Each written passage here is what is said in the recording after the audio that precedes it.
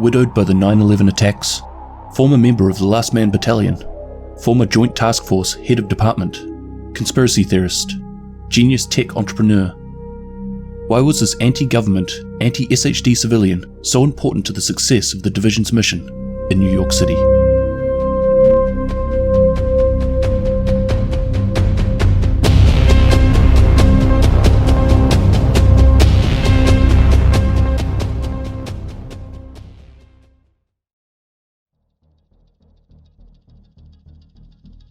Born and raised in central Jersey, he attended Rutgers University and was later involved in a number of tech startups.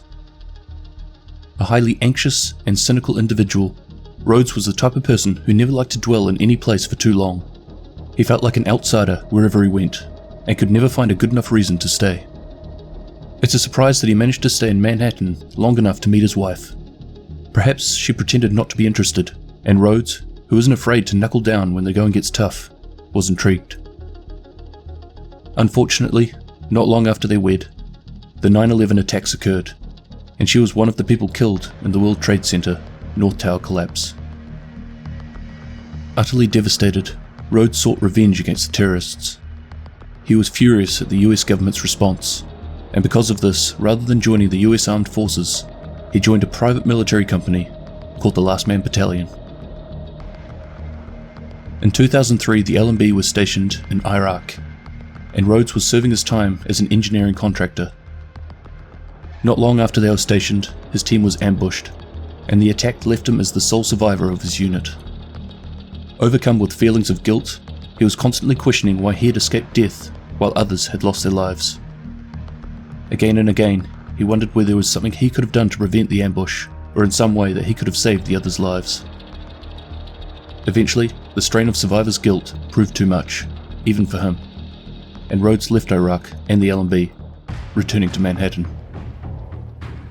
This event, paired with losing his wife, meant that Rhodes does the utmost to avoid any kind of intimate relationships with others. He has a lingering distrust of most government agencies, including the Division, and his time working with the Last Man Battalion has only further enhanced his skeptical and blunt outlook.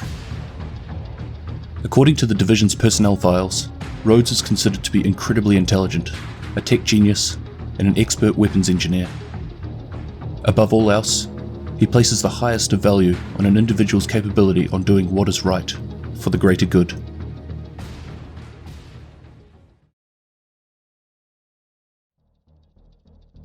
After the dollar flu outbreak, Rhodes offered his services to the Joint Task Force in New York. He quickly rose through the ranks to become the chief engineer. After a power outage in the JTF base of operations, Rhodes traced the fault back to a generator failure in the subway morgue. While leading a team down to fix the fault, the JTF suddenly lost contact with them. Second wave Division agents staged a rescue mission, in turn allowing him to restore power to the base of operations. Later, an LMB member and a friend of his from way back when they worked together decided to defect from the private military company, stating that he didn't support the direction that they were heading. So Rhodes sent in a small JTF team to extract him, in exchange for LMB intel. Unfortunately, the LMB found out. They sent a squad to kill Rhodes' team and the traitor. Reluctantly, Rhodes asked the Division to assist him in rescuing his friend. They were successful and managed to deliver the LMB deserter to a JTF squad who were waiting to take him back to the base of operations. Throughout the activities early on in the outbreak, Rhodes continued to provide expert advice and advance technical solutions towards everything that the hostile factions were able to throw at them.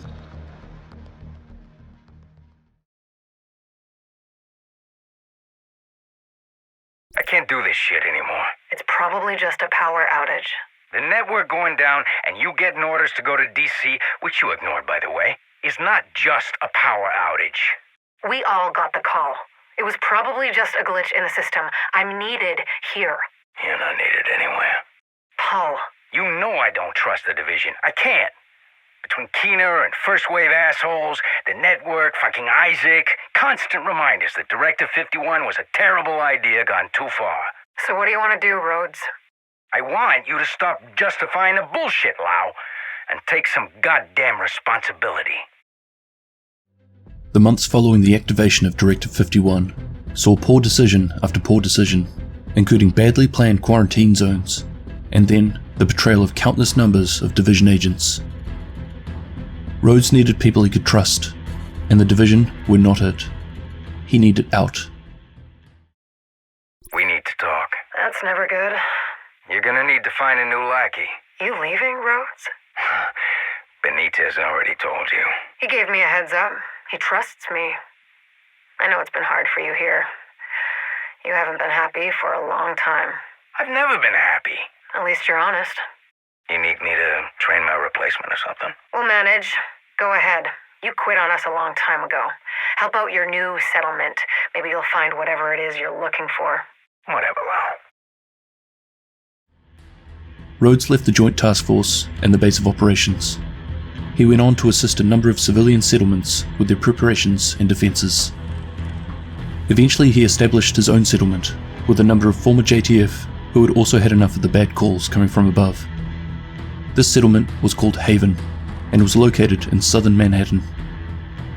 He would make sure that the community's needs would be placed first. Any outside help would be avoided if possible. He wasn't going to take any chances with the care of the people who looked to him for safety. Hey, Agent. Rhodes, is that you? The hell are you doing down here? Finding a new way. Okay, you gonna let me in? Sorry. Sorry? You're not welcome here. Oh, come on, Rhodes. These people count on me to keep them safe, and I've seen you in the field. I can't let you in. Have it your way, Rhodes. You'll be sorry I'm not here to protect you when Rikers come knocking on your door. Okay. Take care now. We'll handle the Rikers on our own, thank you. However, when the New York City Hall was attacked by the infamous rogue agent Aaron Keener, it resulted in massive casualties to the JTF and the Division forces stationed there. And although Rhodes had a deep mistrust of these agencies, and had witnessed time and time again the destruction that the Division agents brought along with them, he began to realize that the attacks were inevitably getting closer and closer to his new home. Fuck that! The Division had its chance. We need somewhere to regroup. Find somewhere else. How do you know Haven isn't Keener's next target? Are you kidding me? You'll make us a target. We can keep you safe. Of course you can. Just like Hell's Kitchen. I'm not gonna fall for that shit again. We're fighting the same fight here. You know what? Our situation's a fuck-ton better than it ever was back in Midtown. These people feel safe. You're right.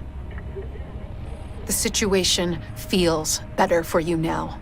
But feeling safe doesn't mean you are safe. It's getting pretty rough out there, Paul. But it's your decision.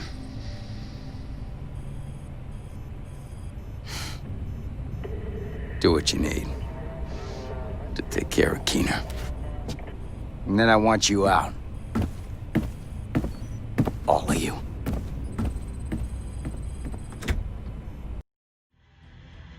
So reluctantly, Rhodes allowed Fei Lau and the Division to use Haven as a forward operating base in their hunt for Aaron Keener.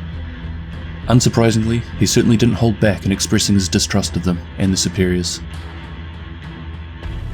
He continued to help the Division throughout the southern Manhattan manhunt, in an attempt to have them leave Haven as soon as possible.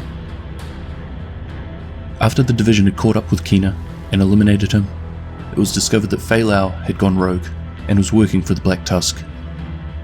Rhodes had never trusted her, and even from early on they clashed. In his eyes, this was the final nail in the coffin for the Division. Though he appreciated what the Division had accomplished, along with saving Haven in the process, his trust in the Division would never be restored.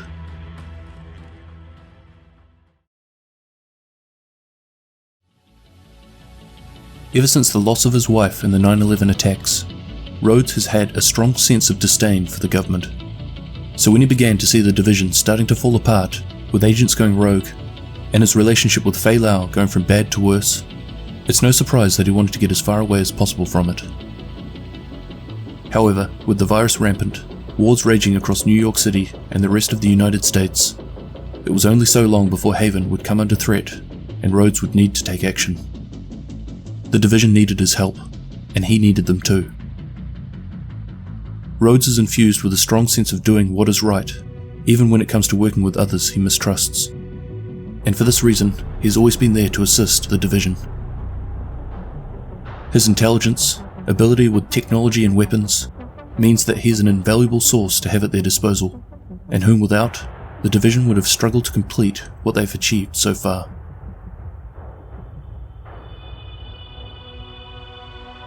I hope you've enjoyed this, thank you very much for watching, and I'll catch you in the next one. Cheers!